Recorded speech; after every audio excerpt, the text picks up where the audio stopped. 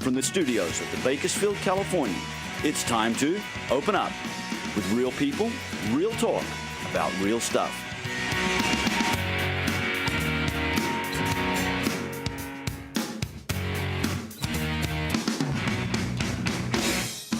And now, a special welcome to our friends throughout California, across the nation, and around the world to this week's edition of Open Up. You bet. Welcome to Open Up. I'm Tina Miller. And I'm Don Clark, your favorite pair on the air. Yes, thank you so much. Hey, Don, we have new listeners, and I'd like to say hello to Mary, Destin, and a happy birthday to Patty today. All right. Send it out there. Later in the show, we'll be talking with Mireille Ma, and she is the director of My America Cultural Exchange Program, bringing students over from China, looking for host families, and the host family sharing their life with these students. So look forward to that. And also our Bakersfield Colonics. We should be talking about that later as well. Good. We've talked about it, but good to have it right from the Don. person who's heading it but all up. Before all that, what is going on? You bet. You know, Tina and I, 2 years ago, when we discussed what we wanted this program to do for you, our viewers out there, and our friends, was we wanted it our show to be a source of encouragement to people who are going through hard times. And you are about to hear from a man who has just had an extraordinary life. And you know, it's been said that one of the hardest things in life is to have it all and then lose it all, which is worse than never having it at all, to have it all and lose it all. But then to come out of that into a whole new direction and dimension of life. That's what we're going to hear about. And so I want to introduce to you Jerome Valenta. And Thank you. Jerry, let's, boy, my voice this morning. Let's just launch right into this. Take us back to the point that you were just at the top of your game. Yes, and he wants you to come a little closer to the mic, please. I had a very successful life in my early part, and I actually have a very successful life in my latter part. So I'm like a cat with 9 lives, and I just have quite a few different occupations and eras of my time that I was involved with. Well, we want to hear the first of the 9 lives when you were back there, and what made you so successful, and in what field were you in? I would have to say that my success has to do with my college education of being an accountant. I graduated from Los Angeles City College with an accounting degree. And for some reason or other, being an accountant, you can kind of analyze, situations, and you have a very good concept of money. And so I was very successful in investing in real estate, in the stock market, and I had a construction company, which was basically one of the largest on the whole central coast of California. I had 125 employees. I did tens of thousands of construction jobs of single-family homes, condominiums, commercial buildings. I did, at one time, I remember I was doing 5 major hotels at one time. So, and all that was in the Los Angeles area? No, in Santa Maria, Santa Barbara County, actually from Thousand Oaks all the way up to Templeton. My base was out of Santa Maria, California, but I, had crews from, down in Thousand Oak area and Santa Barbara, Buellton, Solvang. I did an awful lot of building in Buellton and Solvang, and Roy Grandy and Templeton.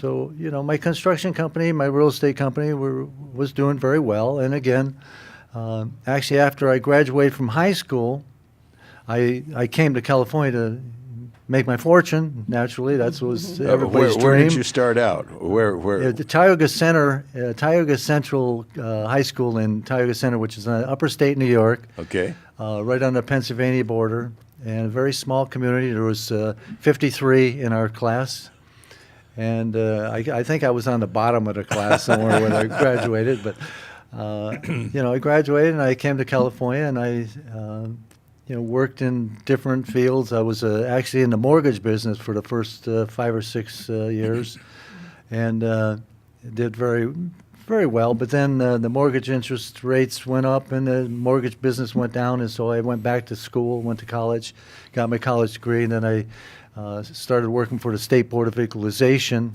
and I worked for them for 10 years. And again, being an accountant, I developed a very analytical mind as far as numbers. I was always questioning, especially when you're doing auditing versus doing regular accounting, you develop a little bit more idea. You question things. So why is this? Why is that?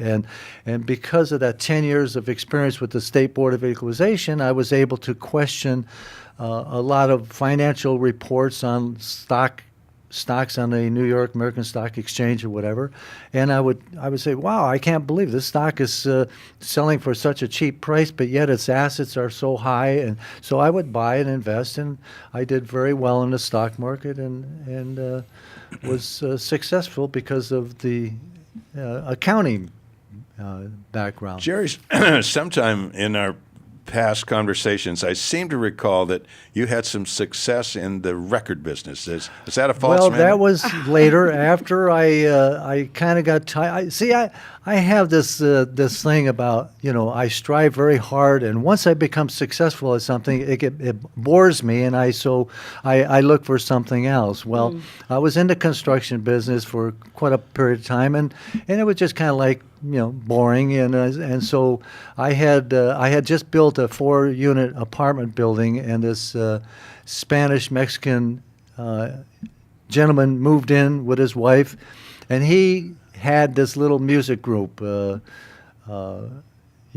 Spanish music group, and he kept asking me. He says, "Hey, we need somebody to help us, promote our group and invest in us and whatever."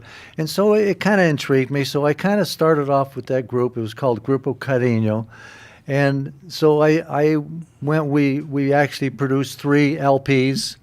And then I started, doing a lot of promotion for them. I took them down to Mexico City, and was able to get a contract with Sony Records to have, my label Tesoro Records on, being distributed throughout all of Mexico with Sony Records.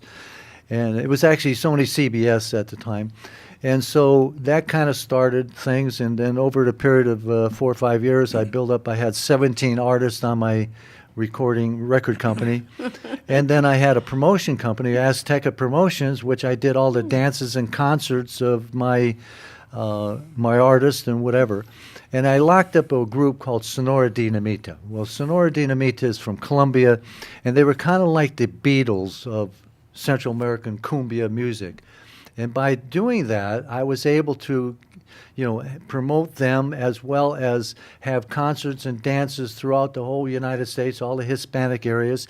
And I would bring on my unknown groups, and by having them perform on the first or second before the big groups came out, it gave them the exposure of being tied in with this big mega group, and they became very popular and started selling more records. And so over a period of time, we were able to, promote some of these groups that were virtually unheard of, and they became, very well-recognized artists within the industry. And did not you become at the pinnacle of the whole Hispanic music industry at one time? I was like a fish out of water, and so it was. I didn't speak very much Spanish. I didn't understand too much Spanish, and in fact. But your level of success was astronomical in that field. It was only because I just have that stamina to keep trying. Every time I don't succeed, I just try again until I do. But again, I was lucky and fortunate to have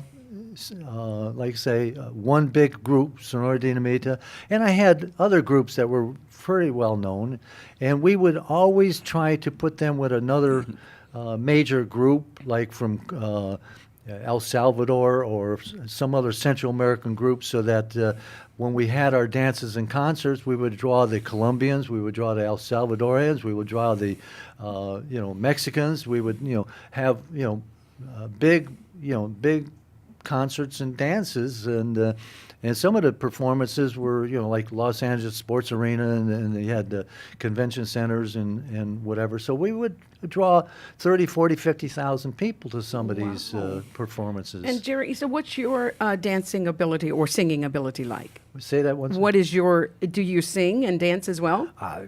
I sing sour. I mean, I mean, if you heard me in a shower, you'd probably, slam the door shut. Okay, real quick, I want to hear then what your lifestyle was like at the Pinnacle, and then what caused you to really. Well, I was. We'll be right back. We're going to take a break, and Okay. we'll deal with that when we come back. Be right back.